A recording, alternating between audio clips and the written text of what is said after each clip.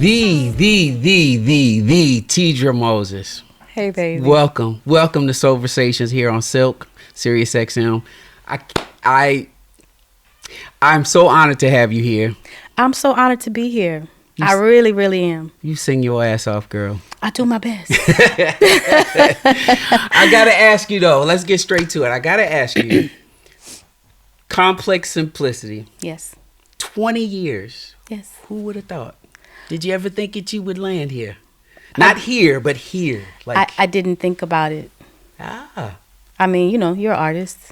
We don't think about it. We just do it and we move through it. I didn't think about it, but I'm grateful. Amen. I'm very grateful. I have a question about that. When you just did it. I know your story. I'm your homie, so I know a lot of your story, and you've shared it and been open. Was there a moment that you had a spark about music where you were like, I gotta do this? Or was it strictly necessity? Like, this is the thing I can do. Like, what was it? Definitely like a necessity thing. So most people would have children and go get a regular job, like the post office or something like that, which is really secure and benefits and things like that. And I was around so many creatives. I was in LA at the time. So I was around so many creatives that I was like, okay, I'll go make music. And that's what I did. But what made you say, I want to make music? There was something in you. It was like a spark. This thing. Sorry, I hit the mic, y'all. There was a spark that flipped. And you said, let me do this. Do you remember? I just love music. Like, I'm from New Orleans, Louisiana, and music is everywhere. So I'll give you an idea about in my household. Music never went off. It just went up and down. So during the day, it's up. When you're going to bed, it goes down. Music never went off. You get in the car, it's on. If you're in the car with mom, she's either playing Luther Vandross or the Clark Sisters. If I'm with my brother, he's playing KRS-One, And so then by the time I got to an age where I could learn my own or play my own music, have my own Walkman or whatever, I'm playing Prince. So music has just always been around. And it was just something innately that came out of me. And people around me were doing music or fashion or something. So it's like, okay, I can do that. Let's do it. New Orleans is a big deal. I had the very beautiful benefit and experience of hanging out with you in New Orleans. And it was, I think I told you at the end of the night, like, this is the best music night I've had in a long time. We had a time, baby. We went like 4 places. Yeah. And it was just so raw. It was, and like good. Partying with everybody. There was no headaches. No. Like, everybody, we were singing at the top of our lungs. We got to hang out with Tank, Jelly. Like, what band was it playing? Was that Rebirth? Oh, and then a Julian from the, was it Rebirth? Who? The Horns. It was the Horns. I know Julian. Yeah. I think that's Rebirth, but I don't want to disrespect them. Yeah, I may have gotten it wrong. It's my fault if I got the name wrong. But like that night of all this beautiful music, it reminded me, as I sat on the bench covered in sweat, it reminded me of why I got into music. So coming from New Orleans, how do you feel that has influenced your music, or has it? It definitely has, because if you listen to this music especially when I started, you listen to this music that's very sweet sounding, and it's, it sounds like, I remember when I went to London, they were like, you sound angelic, which was weird to me because I never put myself with an angel, but they were like, you sound angelic. But if you listen to the words and you listen to the context, that's all New Orleans. If you listen to the attitude in it, that's all get that bitch told. That's very New Orleans, No one talks like that anywhere else. So it was very New Orleans, the attitude and everything. And then just the bounce. Everything. You notice, like when I was performing, I have to bounce. Because everything, even a slow song, a ballad, has a bounce in it. Yeah. And so I search for the bounce because I sing in pocket. Singing in pocket is a New Orleans thing. It's a bounce. Chanting, that's a New Orleans thing, So all that stuff comes from New Orleans. New Orleans. But you know what? I got to say one thing, because we're taping in D.C., the Sirius XM in D.C. I got to say, we got pocket in D.C. too with the Go-Go, baby. Yeah. Let's go. To be honest with you, when I think about cities that have a sound that we take every song there is and bounce it. Y'all take every song there is and make it go-go. That's just like something that a lot of cities don't have, you know. A lot of cities don't convert everyone's music to their style, but we do that. It's true. I even stretched down going up north a little bit to Baltimore. There is certainly a Baltimore sound too. Yeah, and that's dare I say based in a house music like flavor. There's a Baltimore sound too. Yes, and I love it. And they have it's always been there, but it's surging right now, and I love it. Oh my God, I go off to Baltimore music. Like I really go off, like literally in the mirror at my house trying to figure out how to dance to that music. It's so good. I say, let's keep on that music. Never goes off. It either goes up or it goes down. Still to this day. Now, Teedra, this question, you know, I'm very lucky, honestly, because I get to interview people that I have personal relationships with.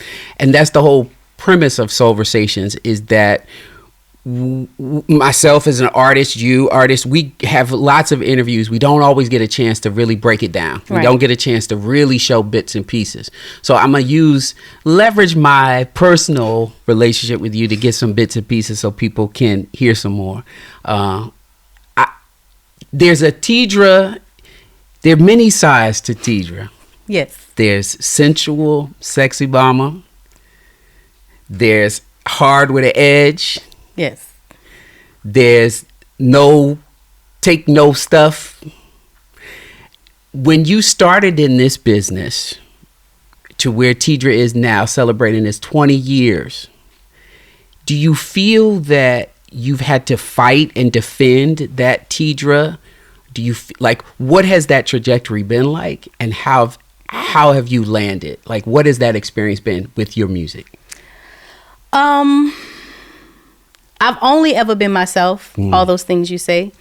And I didn't know that it was a thing until I heard back. It was never like in my face until I heard back that she's difficult or something like that. Oh. And being someone that knows me, you know I'm not difficult at all. Not at all. I'm just very matter of fact. And that's why I'm surprised I'm surprised. Yeah, most people didn't say this. Some people said this. But for the most part, people understood that I was not being rebellious or like, you know, pushing my agenda for any other reason but because I had vision.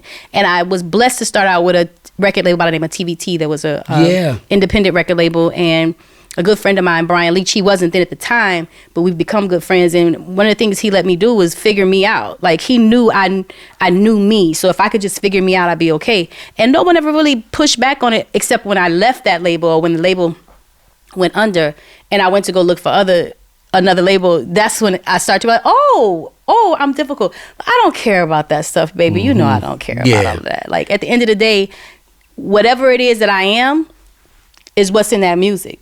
And you want that. So you can't get that without this. So it works out. That's a beautiful thing. And I like to say, this is my personal thing. I don't like weak people. I'm attracted to tough, strong women. My circle is full of strong people. And I would like to say that you are definitely a compliment in that. And vision is important. As an artist, I've been to several of your shows. I've been backstage, I've been out front, and I watch the audience, and you have such a stretch. You got the young kids, this resurgence, like, oh my God, Teedra, you're killing. Like, you got these kids in there dancing and moving, and then you got the aunties and the uncles and the two-steps, and then we got the multiracial. Oh, you got multiracials, right. And what I find, taking it back to this authenticity, like, they get all of these pieces. If they want this, you got to get that. What I find is the artists that have the longest careers, the longest trajectories, are the artists that are also authentic. I agree. And you get the full picture. I agree. And I just let the record show, I ain't never seen you be difficult. I see you say, this is what I want. Right. And if you're around other strong people, they say, okay, give her what she wants. And let me be clear. Yes. Because I think a lot of, especially black women, get this thing, you're so strong, you're so strong, there you're you so go. strong. Yes, I'm strong, but I'm also very soft and vulnerable. And I'm a woman that needs to be cared for gently. Yes. Do you know what I mean? So I never want that to be misunderstood, because I can be so strong and I can protect myself, but that's exhausting for a woman. That's not my job. Right. Do you know what I mean? So So I would like to say that, because I think a lot of black women get this thing strong to the point that people think we don't feel, we don't hurt. We do. We just handle it different. And we make it look so easy that nobody cares. You know what I mean? And I think that's something that the world should understand. We tired too. I'm with you, and I agree. And I also think that it's I'm choosing my words carefully because this is real. Mm-hmm. I think that being black Americans, there's a very different piece of luggage that we carry. And it's a specific piece of luggage that goes with black women, very different than what goes with black men. And it's important that black men and women, regardless of who you love, that's right, that we understand the luggage that we carry. Mm-hmm. From the things that our families have been through mm-hmm. since the beginning of the time that we landed on these shores. I think that is extremely important to know.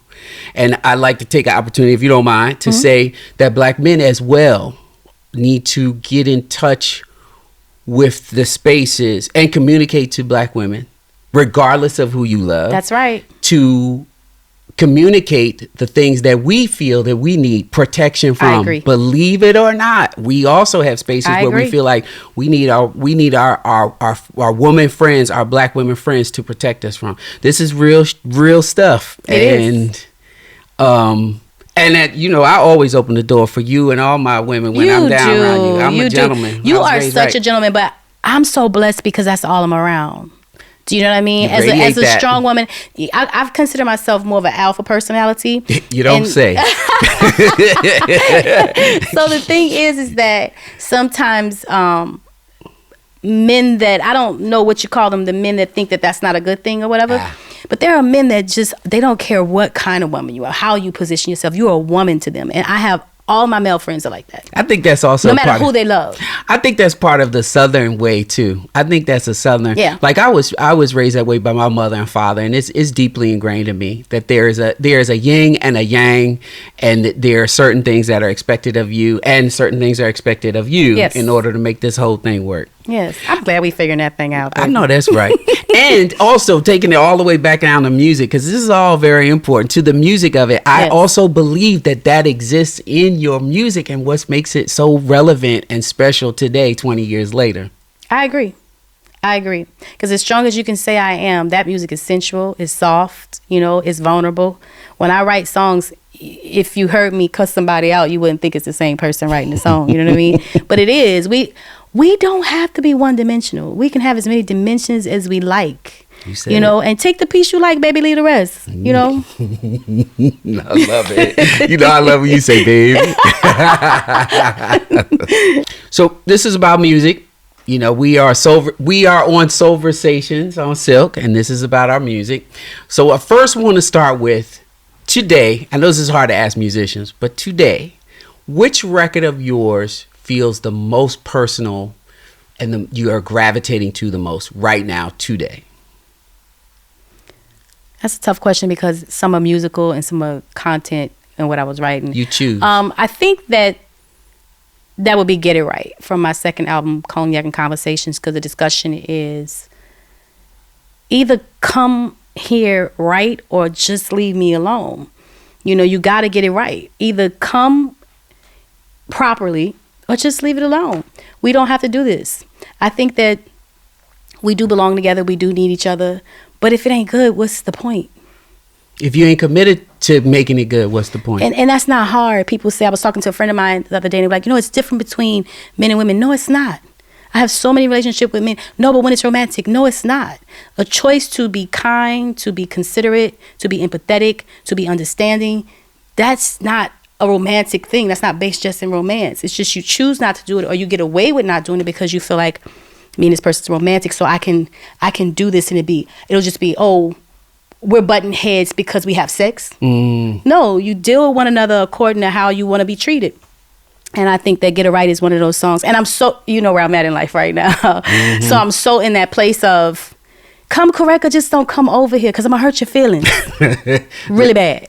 She will hurt your feelings. But not on purpose. Not on purpose, because I'm going to tell you the truth. Like, this is all like, I'm a mature woman. I'm a grown woman. I've been mature all my life. I had kids when I was 20. My mother died when I was 25 years old. My father died when I was 27. I've been grown my entire life. And I just never had the time, you know? And when I tried to have the time, I didn't have the time. I couldn't find the time when I wanted to find the time. Do you understand what I'm saying? So at the end of the day... Come on, preacher. No, I just need you to come correct. And that song resonates. And I find myself... I don't listen to my music, first of all. Only when I'm doing shows and I have to listen, you know.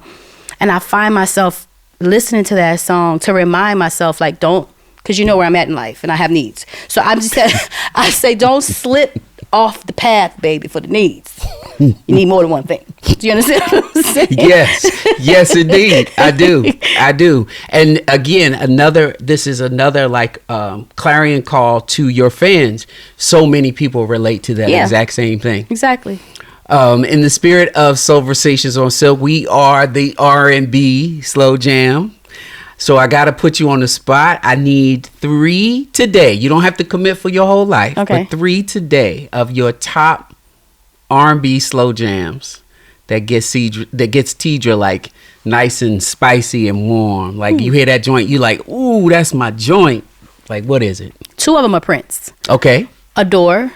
Oh yeah, that's a record. Adore. If I Was Your Girlfriend. That's a good record. Yeah, those 2.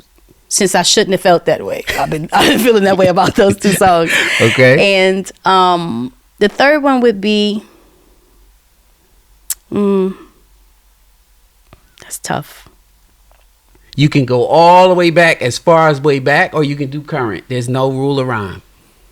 You know what? An old one that I love is Atlantis. Oh, that's a good record. That's a good record. Yeah. Oh, Oh, come back to. Those Isaac brothers. It's so. A lot of their stuff is really good, but that one is just like. It's like almost like before you get to the real lustful parts of things, you know, that's when you just kind of like smiling at each other, having conversation, and you can feel that we're going towards the lustful part. You know what I mean? That song is a good one for that to me. Those are good records. We're going to have to put that on the playlist. Come on now. So, you know, we like to get to the heart of the matter on Soulversations, and I'm a Cancerian. You know this, and I'm the water. So I want to get right to it. If there was something that a lot of people, let's try it another way. People know you, artists, fans, they feel they know you, and they know you through your music. And I believe because you are a truth teller, they do know a large part of you. But there's got to be one thing that people may assume they know that they'd be surprised to find out. Like, does Teedra like to go skiing? I don't know, like something that's completely random. Teedra definitely doesn't like the cold. Okay, so there you go. You know what I think that people would be surprised that people think I'm so calm, like because they think I'm like, you know, she's so cool and calm and collected. I have a lot of anxiety. Do you? Yeah, I have a lot of anxiety. I've been biting my nails since I was 2 years old. So if I don't put these fake nails on, I'll just, especially if I'm in the studio, it's like, and the anxiety doesn't play out in a way where, you know, I'm nervous and antsy or whatever. Like, you know, I don't walk around like a crazy person or whatever. It's just a comforting thing. It calms me to bite my nails. You surprise me because whenever that's I'm really with self-mutilation. you are like, mental. But you know what? We all got our things. That's why I keep these on. But I gotta say, like, whenever I'm around you, I would say quiet fire. I'm aware that there's a fire burning, but like you are so cool and calm. Yeah. Like you bring things down, like to right here. Not bring things down. You know what I mean? Until I turn them up. But you a party girl too. Now I'm with that. And that part, but I'm saying like something could spark me. I mean, I started at the top of the year cursing out. I can't say fan because this girl wasn't a fan. Okay. I started like the first day of 2025. I cursed out this girl in a New Orleans style way, which is a whole other different type. And people were like, "Oh my God, I didn't know she was like that," you know. But it's cool until it's not. Truth though, Until it explodes. I rock with the truth though. Like, so all you do is tell the truth. If you come at me crazy, you gonna get the truth back. And it's like I don't know if it's a Sagittarius thing. Rick Ross used to call it a Sag spaz. That's what he used to call it. And you kind of feel heat around your ears, and you feel like, okay, let me try to gather myself because I'm about the windmill. I feel the windmill coming. You know. I love it. So I don't think people understand. They see me being cool, but they don't understand. There's tucked anxiety. I've worked all my life on muting my anxiety. And it's not like I said, like I'm nervous or anything like that. It's just, I don't have that thing that says, don't slap them. Don't curse them out. You know what I mean? I have to manage that. You're human. I am. I'm also a crazy human. And I'm aware, so I manage it. Let he or she who is not nuts cast the first stone. Yeah, exactly. I'm with you. I I'm have a little no problem nuts. with it. It makes people leave me alone. When they see it, they're like, oh my God, but they like, oh no, she not the one. And she's serious. It's a warning label. I love it. 5'2". 5 foot. Yeah. A little bitty thing. Little bitty thing with packs a mighty, mighty, mighty punch. That's the punch, baby. My dear Teedra, we come to the end of the interview for now. Oh. There's going to be more. And we have our signature Soulversations question. Because we are music. We talk about music, and as artist to artist, we bring our entire lives to our music. Yes. Type of artists that we are. I'd like to know, when all of the lights, the fanfare, everything is good, you're home, you're chilling by yourself in your pajamas, and music, the role of music, where does music feel like home for you? And how do you get to show up in that space for you when there's nobody else? Where does music feel like home? It's I'm washing dishes and my playlist is playing. You know, I don't know if I hear it. I don't know if I'm engaged in it. It's just there. Like I told you, music is always around. So I'm not sure. How do I show up in that? Baby, it's like breathing. It's like music is just so necessary to me. It's medicinal. There's a song for every single thing I'm dealing with. And another thing that is extremely medicinal for me with music is dancing. I love to dance, you know. So I have walls of mirrors in my house. I have full on dance parties with myself, darling, because it's medicinal. You know, it makes me feel. It is. Music is my freedom, and I tell people all the time. The fact that we get to make it, I feel like we're superheroes. I think this is our superpower. You know, you've been there where I've had moments where people are crying to me, explaining to me how something that I created made them feel, and I can't really take credit for it. Do you understand what I'm saying? I can't really take credit for it because someone's done that for me in their art. And because I'm an artist, I don't really think about the artist. I think about the art. It could be that one song that I like. It could be like a trap song that makes me, you know, it doesn't have to be so sentimental. And I think that music is just medicinal, and that's how it shows up in my life, in my home, with my friends. It's just always consistently there. It's there, and it's kind. It's warm. It's understanding. It's like, it's a really good friend. A really, really good friend. Guess what? That's you. Okay. I know that sounded really corny, but you just described you. Okay. I'll take it. Yeah. Honestly, that's a beautiful thing. I appreciate you sharing. I really do appreciate you sharing your art and your heart. The God in you with all of us. Thank you. Thank you for coming and hanging out with us for Soulversations on Silk. This is Teedra Moses. And we are Soulversations on Silk on Sirius XM. I'm Russell Taylor. Let's go.